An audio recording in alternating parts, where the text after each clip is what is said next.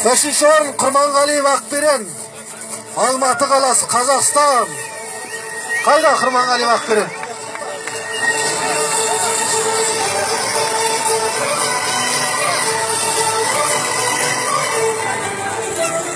$200.000 ақшалай сыйлық диплом медальдармен марапатталады.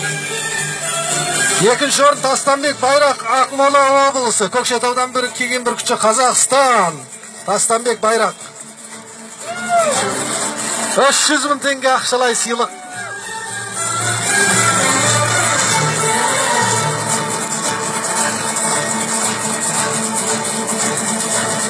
Бас жүлде бірінші орын Исмайлов Аман, Қырғызстан. Қырғыздан келген бір күшілер, Қырғызстан Республикасы. Исмайлов Аман. $500.000 ақшалай сыйлық. Ақшалай жүлде қорлары көрдіңіздер ғой.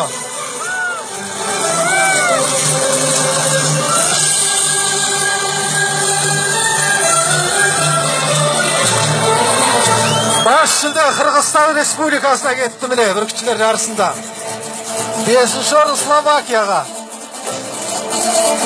Басқа да мемлекеттен қатысқан бүркітшілерге өз алғысымызды айтамыз. Рахмет бәріне де.